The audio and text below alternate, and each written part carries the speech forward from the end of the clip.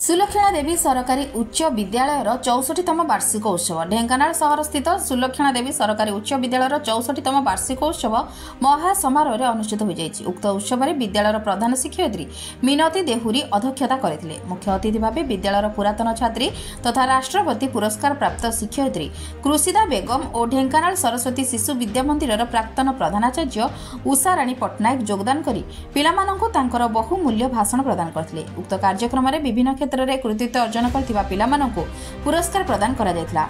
एथिसहित छात्र छात्री माने विभिन्न प्रकार नृत्य परिवेषण करी सभाटी को उत्सव मुखर करथिले। एही समारोह रे विद्यालयर समस्त अभिभावक और अभिभाविका एवं अन्य सहकारी शिक्षक शिक्षयित्री कर्मचारी माने उपस्थित रही कार्यक्रमटी को आगे नेबार पूर्ण सहयोग करथिले। ब्यूरो रिपोर्ट जाग्रत भारत न्यूज।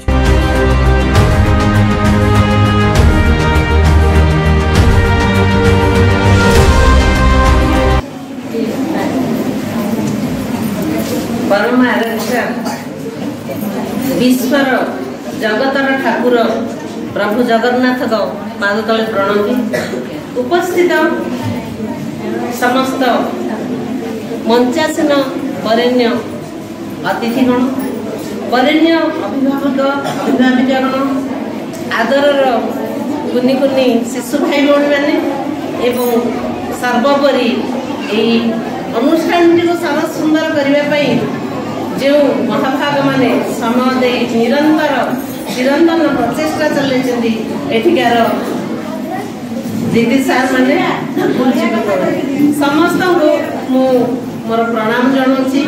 उपस्थित सांबादिक भाई तथा आमर शुभेच्छु समस्त को पुणी थे प्रणाम जन मोर वक्तव्य आरंभ करुच्ची। कारण समय स्वल्प आ पिला माने बहुत समय 10टा बेलू बसी किसी भी वेश पोशाक पिंधिकी बसी गोटे दिन 3टी 4टी कार्यक्रम अच्छी तेणु बहुत किसी कही भाभी।